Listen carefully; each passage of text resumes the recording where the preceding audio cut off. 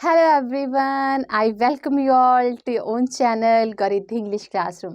कैसे हैं आप सब? I hope you all are good. I'm also good and today we are going to do class 10th poem The Trees. उसकी summary, उसके कुछ value based और इम्पॉर्टेंट क्वेश्चंस को हम आज इसी प्लेटफॉर्म पर लर्न करेंगे। तो चलिए स्टार्ट करते हैं अपनी आज की पोयम द ट्रीज। बट अगर आपने अपने इस चैनल गौरिद्धि इंग्लिश क्लासरूम को सब्सक्राइब नहीं किया है तो जल्दी से सब्सक्राइब कर लीजिए और बेल बटन को भी हिट कर दीजिए ताकि मुझे मोटिवेशन मिले, मैं आपके लिए और यूजफुल वीडियोस बना सकूं ताकि आपको फाइनल एग्जाम की प्रेपरेशन में हेल्प मिले। तो चलिए स्टार्ट करते हैं। आज जो हम पढ़ने वाले हैं वो है आपकी पोयम जिसका नाम है the trees.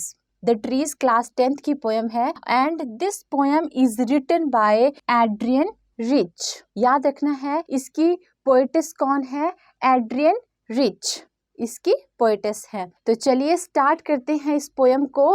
But before moving ahead मैं आपको ये बताना चाहूँगी जो इसमें ये वर्ड ट्रीज दिया गया है, ये ट्रीज किस चीज को सिंबलाइज करता है हमारे लिए ये जानना बहुत जरूरी है, तभी हमें ये पोयम समझ आने वाली है। अदरवाइज आप इस पोयम को पढ़ने से कंफ्यूज हो सकते हैं। तो चलिए मैं बताना चाहूंगी आपको कि ये जो आपकी पोयम है द ट्रीज, ये महिलाओं को सिंबलाइज करती है। मींस ये जो पोयम है जहाँ जहाँ पर भी ट्रीज वर्ड का यूज किया गया है इसका मतलब है वुमेन। इस पोयम को एड्रियन रिच ने तब लिखा था या उन सिचुएशन को इसमें रिफ्लेक्ट किया गया है, बताया गया है जब पुराने टाइम में, एंशिएंट टाइम में महिलाओं को घर से निकलने की परमिशन नहीं थी, उन्हें घूंघट में रखा जाता था और एजुकेशन के नाम पर तो वो कभी भी बाहर नहीं निकल सकती थी। तो ये पोयम उस पुराने टाइम के बारे में लिखी गई है जब महिलाओं को कुछ भी काम करने की अनुमति नहीं दी जाती थी। मींस उनको घर से बाहर निकलने की अनुमति नहीं दी जाती थी।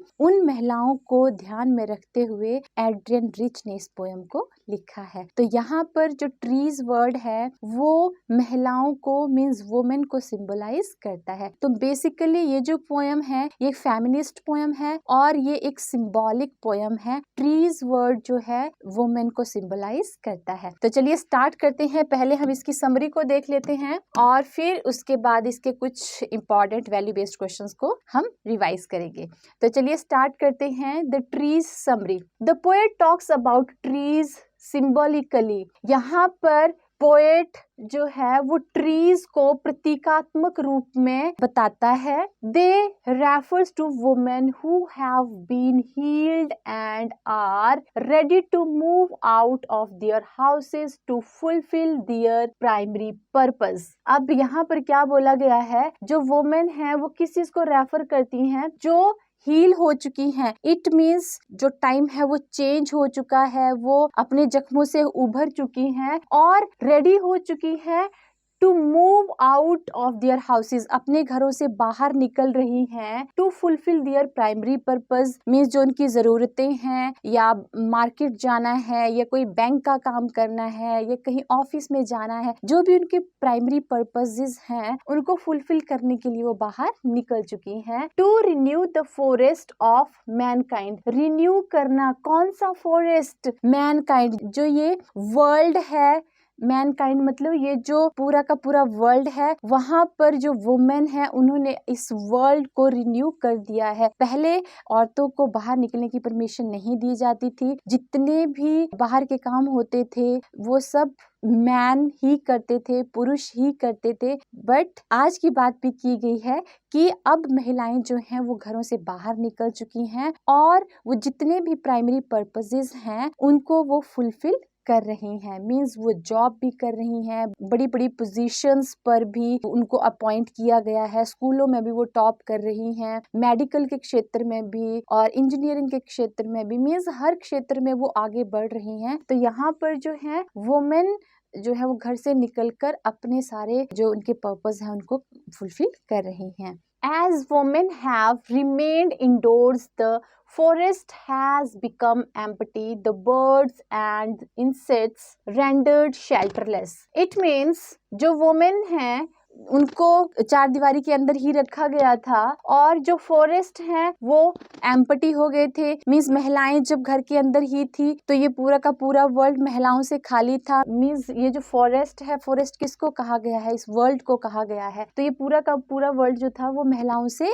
खाली था। और जो बर्ड्स और इंसेक्ट्स थे वो शेल्टरलेस थे। मीन्स जो महिलाओं की आज पोजीशन है हर क्षेत्र में, तो ये सारी जो पोजीशंस थी वो सारी की सारी क्या थी? वो बिल्कुल खाली थी, वहां पर कोई भी औरत नहीं थी। The sun's rays do not have the tree trunks, यहाँ पे ट्रंक्स होगा, ये सी की जगह एन लिखेंगे, trunks and leaves to fall upon and thus reach the earth. अब यहाँ पर क्या बोलते हैं कि जो सूर्य की किरणें होती हैं उनकी ना तो टहनियां होती हैं और ना लीव्स होते हैं जो कहाँ तक पहुंच सके? रीच द अर्थ, जो अर्थ तक पहुंच सके। She says that the forest will be full of trees the next morning। और फिर वो कहती हैं कि ये जो पूरे के पूरे फॉरेस्ट हैं ये नेक्स्ट मॉर्निंग ट्रीज के साथ बिल्कुल पूरी तरह से भरे हुए होंगे नेक्स्ट मॉर्निंग।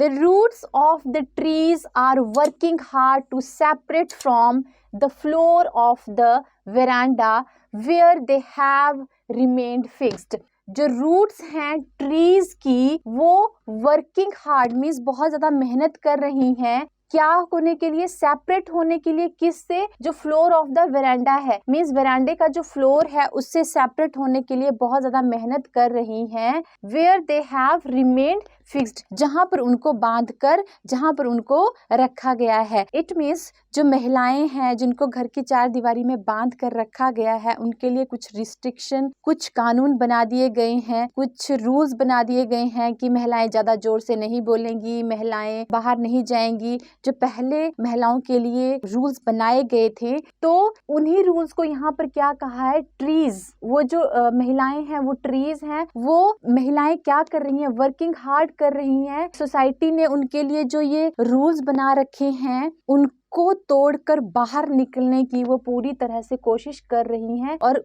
जिन रूल्स ने उनको फिक्स कर रखा था उसी चार दीवारी के अंदर। The leaves and branches are moving towards the glass windows। यहाँ पर leaves मतलब छोटी लड़कियां और मीन्स जो बड़ी महिलाएं हैं वो moving towards, वो मूव कर रही हैं किस तरफ? ग्लास विंडोज मीन्स घरों से बाहर निकलने के लिए वो कोशिश कर रही हैं। जो उनके लिए कुछ रूल्स बनाए गए थे, जो ये ग्लास विंडो की बात की गई है, तो ये वो बैरियर्स हैं जो महिलाओं के लिए बनाए गए थे। तो ये उनको तोड़कर, उन ग्लासेस को तोड़कर वो बाहर निकल रही हैं। वो घरों से बाहर निकलकर अपने आप को सोसाइटी में बेस्ट प्रूव कर रही हैं।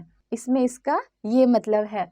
They are desperate to move out just like a newly discharged patient who has not recovered completely moves to the exit door of the hospital in a hurry। अब यहाँ पर क्या बोल रहे हैं? They are means ये जो महिलाएं हैं, मैं यहाँ पर आपको पूरा का पूरा चैप्टर महिलाओं के पर्पस से ही बताऊंगी क्योंकि यही इसका सिंबॉलिक मीनिंग है।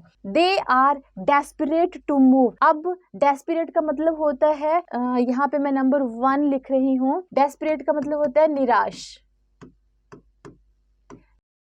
तो ये जो निराश महिलाएं हैं ये क्या कर रही हैं? Move out just like a newly discharged means जैसे एक पेशेंट जो हॉस्पिटल में होता है और अभी तक उसकी पूरी तरह से रिकवरी नहीं हुई है बट फिर भी उसको डिस्चार्ज कर दिया जाता है, तो वो हरी में किसकी तरफ भागता है? एग्जिट डोर की तरफ भागता है, क्योंकि कोई भी पेशेंट जो है वो हॉस्पिटल में नहीं रहना चाहता है। तो यहाँ पर यही बताया गया है कि discharge patient who has not recovered completely moves to the exit door of the hospital in a hurry। The poet is sitting in her house with the doors of the veranda open। It means जो poetess है वो बैठी हुई है कहाँ पर? अपने घर के वेरांडा में, और उसके घर के वेरांडा का जो डोर है, उसके रूम का जो डोर है वो वेरांडा की तरफ खुला हुआ है। She is writing letters but does not mention this movement of the trees. वो एक लेटर लिख रही हैं, बट उन्होंने लेटर में कुछ भी ऐसा मेंशन नहीं किया है कि जो ट्रीज हैं मीन्स जो महिलाएं हैं वो बाहर की तरफ मीन्स वो सोसाइटी में अब आ रही हैं, वो ऐसा कुछ भी मेंशन उस लेटर में नहीं कर रही हैं। इट इज नाइट टाइम, ये रात का टाइम है। The sky is clear and a bright moon is visible. जो स्काई है वो बिल्कुल क्लियर है और आकाश में जो मून है वो चमक रहा है। She can smell the leaves and lichen which seem to be calling out desperately. It means यहाँ पर जो पोएट जो लेटर लिख रही हैं वो क्या बोल रही हैं कि वो स्मेल ले सकती हैं किसकी?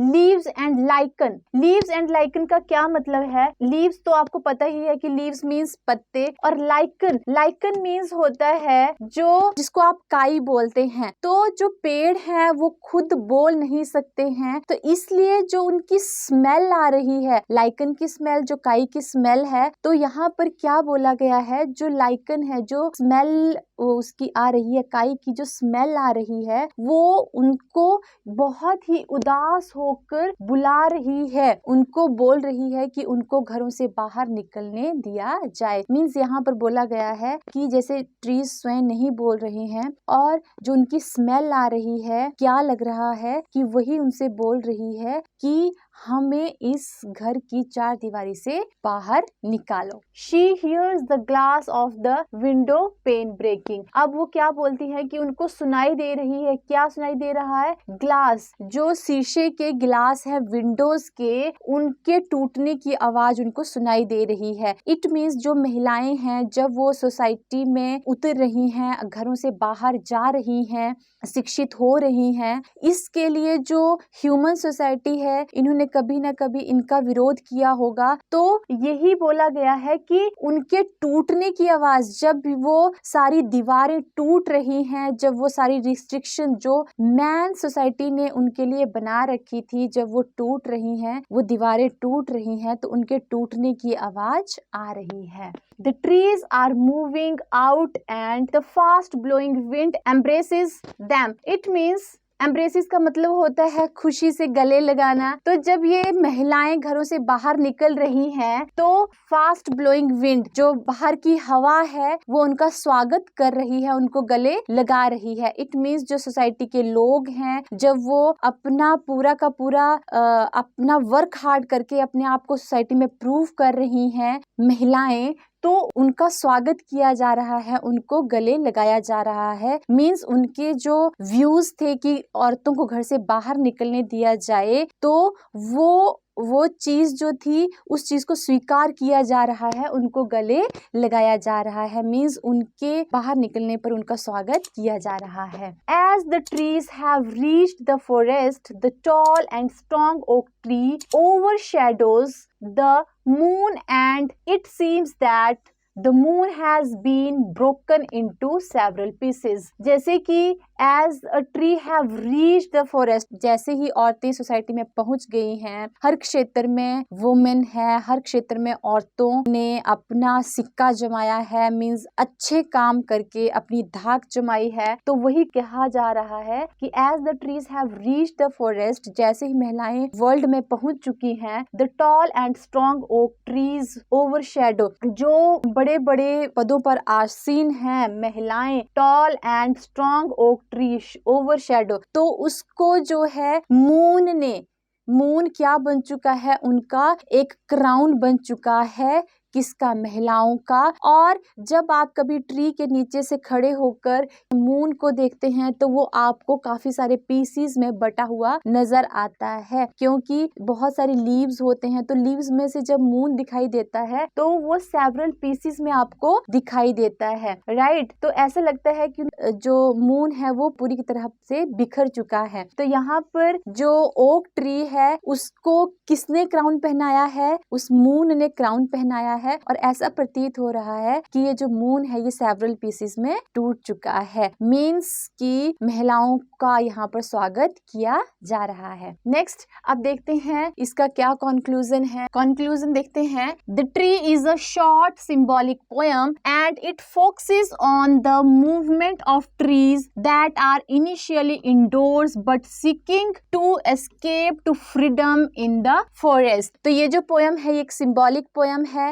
And it focuses on the movement of trees. और ये किसकी मूवमेंट पे फोकस करती है? ट्रीज की मूवमेंट, जो वुमन ने मूवमेंट किया उस पर फोकस करती है। दैट आर इनिशियली इंडोर्स, जो पहले घरों के अंदर थी, but seeking to escape to freedom in the forest. But seeking means तलाश में थी, किसकी? फ्रीडम की तलाश में थी। और कहाँ जाने के लिए? फॉरेस्ट में जाने के लिए, मीन्स वर्ल्ड में आने के लिए। The trees represent the nature and womanhood in particular. अब यहाँ पर जो ट्रीज हैं वो किसको रिप्रेजेंट करते हैं? नेचर को भी रिप्रेजेंट करते हैं एज वेल एज ये वुमेनहुड को भी, मीन्स नारीत्व को भी रिप्रेजेंट करते हैं। तो यही थी इसकी समरी। और इसमें से अगर आपसे थीम मैसेज पूछा जाए तो आप यहाँ से कुछ लाइनें ले सकते हो। अब हम करते हैं next question is what is the central idea of the poem The Trees?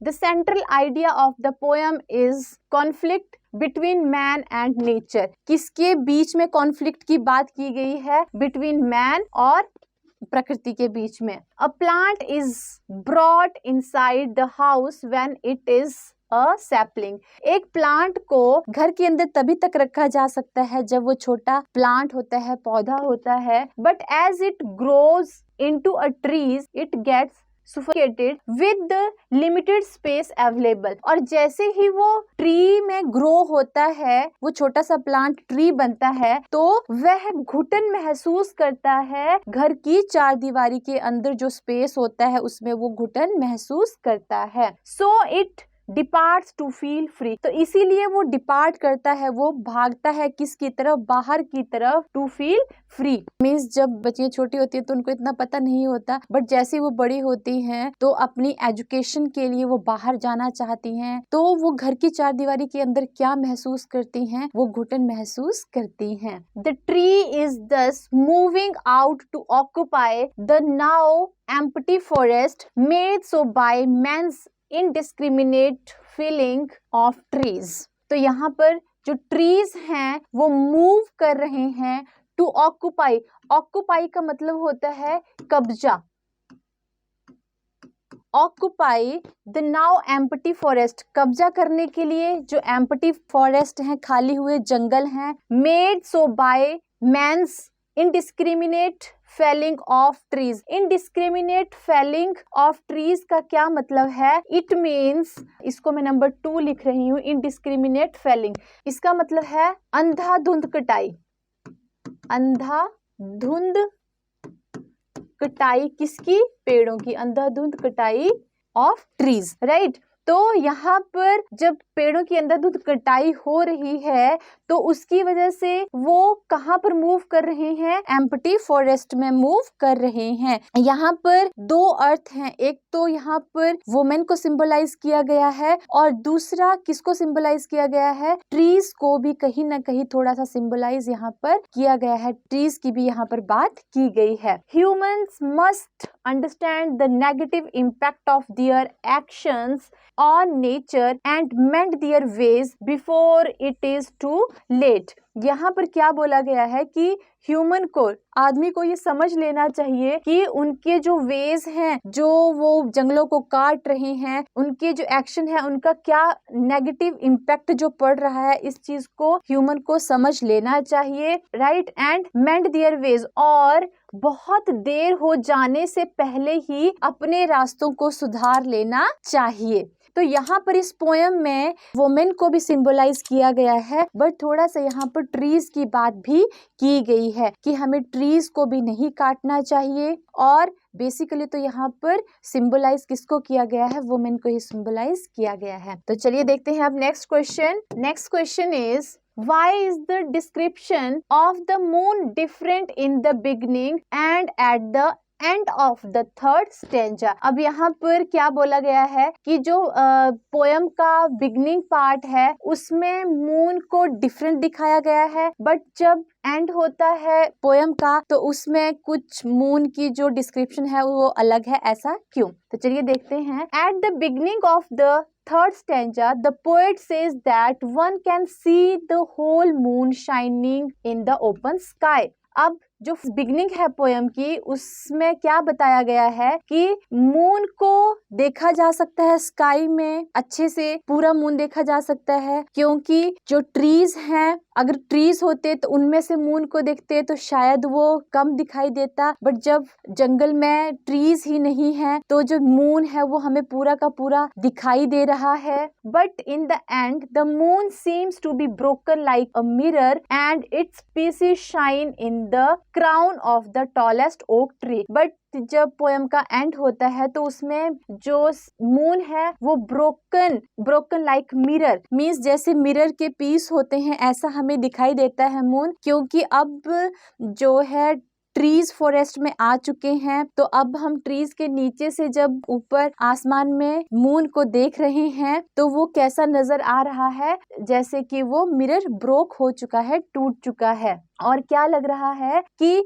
जो ओक ट्री है उसने क्राउन पहन रखा है। कैसा क्राउन? मून का क्राउन पहन रखा है। The change is caused by the shifting of the trees outside. और ये चेंज क्यों हुआ है? क्योंकि जो ट्रीज हैं वो जंगल में ट्रांसफर हो चुके हैं, शिफ्ट हो चुके हैं। मीन्स जो महिलाएं हैं वो फील्ड में, वो सोसाइटी में, वो बाहर निकल चुकी हैं अपने घरों से और हर एक क्षेत्र में अपनी धाक जमा चुकी हैं। तो उनको मीन्स वेलकम करते हुए क्या बताया गया है कि जो मून है वो उनका स्वागत कर रहा है, उनको उसने ताज पहना रखा है। तो चलिए देखते हैं अब next question. Next question is how does the poet describe the growth of the trees inside the house? Poet जो घरों के अंदर ट्रीज हैं उनकी ग्रोथ को कैसे डिस्क्राइब करता है? These trees grows in pots and pans. जो घरों के अंदर ट्रीज होते हैं वो छोटे छोटे पॉट्स में और पैन्स में उगाए जाते हैं। So their roots feel cramped. तो उनकी जो रूट्स होती हैं वो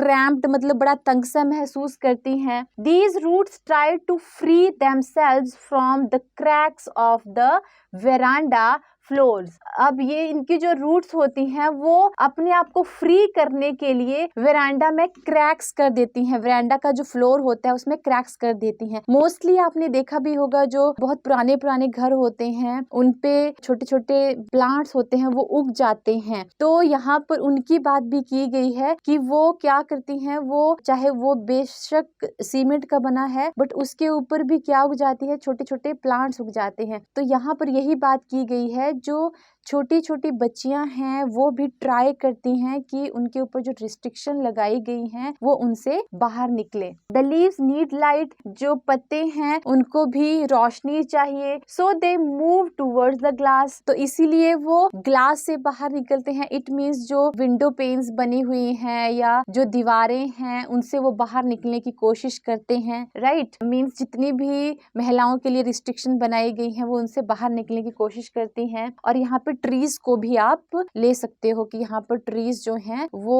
भी बाहर निकलने की कोशिश करते हैं, क्योंकि उनको जब प्रॉपर सनलाइट मिल रही है तो वो भी थोड़ा वहां पर उग जाते हैं। The twigs are stiff and the वो are like the newly discharged patients coming out of clinic doors। तो जो छोटी छोटी ट्विंग्स हैं मीन्स छोटी छोटी जो पतली पतली सी टहनियां हैं और जो शाखाएं हैं वो किसकी तरह, जैसे न्यूली डिस्चार्ज पेशेंट जो है वो उस क्लिनिक से अपने घर की तरफ भागने की कोशिश करता है, तो उसी तरह से ये भी ट्विंग्स जो हैं और जो टहनियां हैं और शाखाएं और टहनियां हैं वो भी कोशिश कर रही हैं बाहर निकलने की, इस तरह से जैसे कि कोई न्यूली डिस्चार्ज पेशेंट जो है वो हॉस्पिटल से निकलने की कोशिश करता है। Right, next question is,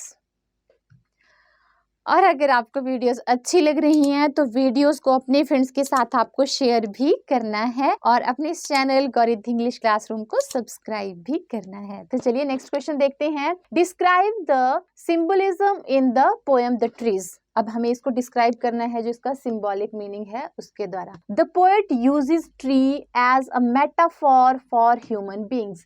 metaphor, जैसे मैंने बताया था आपको कि मेटाफॉर क्या होता है। मेटाफॉर होता है, इट मीन्स जब एज और लाइक का यूज किए बिना आप किसी भी चीज को किसी के साथ कंपेयर करते हो, तो यहाँ पर ट्रीज को ह्यूमन बींग के साथ कंपेयर किया गया है। और अगर आपको पोएटिक डिवाइस में कोई कंफ्यूजन है, पोएटिक डिवाइसेस की डिटेल वीडियो बनाई गई है, लिंक आपको डिस्क्रिप्शन बॉक्स में दिया गया है, आप वो पोएटिक डिवाइसेस का वीडियो एक बार देख सकते हो। Metaphor for human beings. The human beings feel suffocated and sad under the operation and dependence. Operation का मतलब होता है दबाव, दबाव, और डिपेंडेंस मतलब जब हम किसी के ऊपर डिपेंड होते हैं। जो ह्यूमन बीइंग है, आदमी है, वो बहुत ही घुटन महसूस करता है और सैड रहता है जब वो किसी के दबाव में रहता है और किसी के ऊपर डिपेंड रहता है। They yearn for their freedom and independence. yearn, yearn को मैं यहाँ पे नंबर 2 लिख रही हूँ। yearn का मतलब होता है तरसना, यहाँ पर इसका मतलब है तरसना। तो दे yearn for their freedom, वो अपनी फ्रीडम के लिए, स्वतंत्रता के लिए तरसते हैं। और इंडिपेंडेंस मीन्स स्वतंत्र होने के लिए तरसते हैं, स्वतंत्रता के लिए और स्वतंत्र होने के लिए तरसते हैं। They rebel against the oppression. Oppression means दबाव, जैसे कि मैंने आपको पहले भी बताया। दे रिबेल, रिबेल का मतलब होता है विद्रोह, विद्रोह। They rebel against the oppression means वो जो दबाव के विरुद्ध विद्रोह करते हैं। और slavery and exploitation to be free and be on their own, और अपने आप को स्वतंत्र करने के लिए, अपने आप को स्वतंत्र करने के लिए, बी ऑन देयर ओन, अपने आप को स्वतंत्र करने के लिए वो विद्रोह करते हैं। किस किस के अगेंस्ट? ऑपरेशन के और स्लेवरी के और शोषण के अगेंस्ट वो विद्रोह करते हैं। The trees also rebel against imprisonment to return to the forest. तो trees भी जो हैं वो भी विद्रोह कर रहे हैं कारावास से स्वतंत्र होने के लिए, और कहाँ पर वापस जाने के लिए? फॉरेस्ट में जाने के लिए। It means कि जो फॉरेस्ट हैं वो काटे जा रहे हैं, राइट? तो वो भी विद्रोह कर रहे हैं कि ज्यादा से ज्यादा पेड़ लगाए जाएं। तो यहाँ पर क्या बात की गई है कि जैसे ही ह्यूमन बीइंग भी विद्रोह करता है जब ऑपरेशन मीन्स दबाव और दासता और शोषण के खिलाफ, जैसे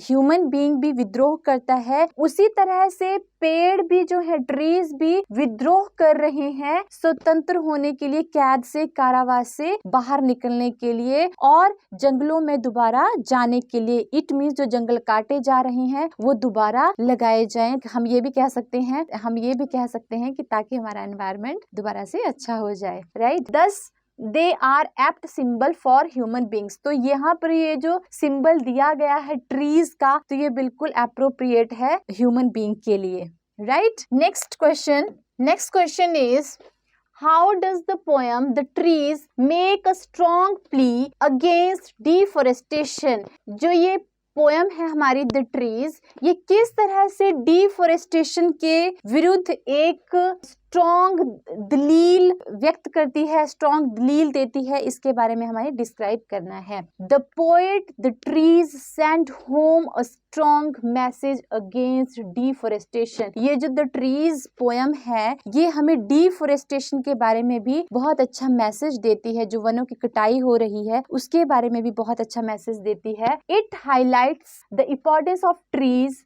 when the poet says that without trees there will be no shadow, no forest, no place for birds to sit, no place for insects to hide। तो यहाँ पर जब हम पोएट पढ़ते हैं तो वहाँ पर क्या हाईलाइट किया गया है? इम्पोर्टेंस ऑफ ट्रीज बताया गया है। क्या बताया गया है कि without trees there will be no shadow, कोई शैडो नहीं होगी, कोई फॉरेस्ट नहीं होगा, कोई प्लेस नहीं होगा बर्ड्स के बैठने के लिए, उनके लिए नेस्ट बनाने के लिए। No place for insect to hide, जो इतने सारे इंसेक्ट्स जो कहाँ पर रहते हैं, पेड़ों में रहते हैं, उनको हाइड, अपने आप को हाइड करने के लिए, अपना घर बनाने के लिए भी कोई जगह नहीं होगी। As a sapling, the plant add to the beauty of the surroundings when its spreads its branches, leaves and roots around. जब जो छोटे प्लांट्स होते हैं, सैपलिंग्स होती हैं, सैपलिंग होते हैं, छोटे छोटे प्लांट्स होते हैं, तो वो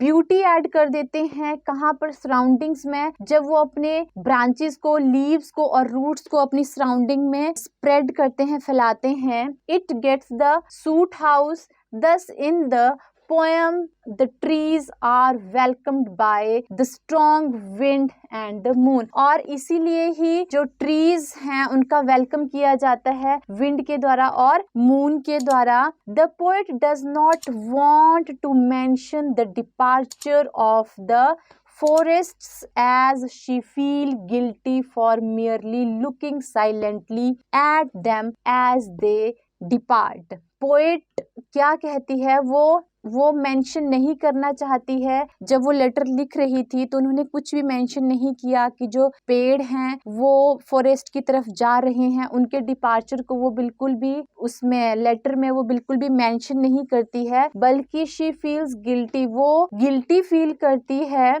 किस लिए?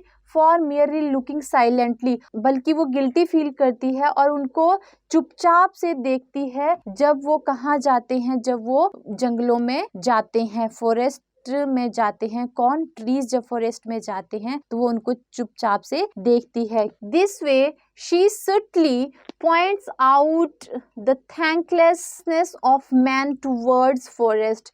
इस तरह से वो बड़ी ही चतुराई से क्या करती हैं, subtly means बड़ी ही चतुराई से वो पॉइंट आउट करती हैं ह्यूमंस को कि जो मैन है वो बहुत ही ज्यादा थैंकलेस है, कृतघ्न है कि उन्होंने जंगलों को काट दिया है. जंगलों को काटने के बाद भी वो बहुत ज्यादा पेड़ नहीं लगा रही हैं. तो वो यहाँ पर ह्यूमन बीइंग को बहुत ज्यादा कृतघ्न भी बताती हैं कि जो लोग हैं, मैन है, वो थैंकलेस है. किसकी तरफ को? फॉरेस्ट की तरफ को. मींस बताया है कि जो मनुष्य है वो बहुत ज्यादा थैंकलेस हो गया है, उसने पूरे के पूरे पेड़ों को काट भी दिया है, बट फिर भी वो पेड़ नहीं लगाना चाहता दोबारा से. जो तो यहाँ पर जो ये एक दलील दी गई है अगेंस्ट डिफॉरेस्टेशन, वो यही है कि मनुष्य आज अभी थैंकलेस हो चुका है टुवर्ड्स द फॉरेस्ट. और यहाँ पे बड़ी ही चतुराई से उन्होंने इस चीज को पॉइंट आउट किया है. और पेड़ों से हमें ये सब चीजें मिलती हैं, ये बहुत अच्छी डेकोरेशन का पीस होते हैं हमारे घरों में. और बर्ड्स यहाँ पर वो नेस्ट बना सकते हैं, फ्रूट्स मिलते हैं और शेडो मिलती है, तो और इंसेक्ट्स के लिए उनका घर होते हैं. तो बहुत सारी चीजें हैं, बट जो मनुष्य है वो बहुत ज्यादा थैंकलेस हो गया है. उसने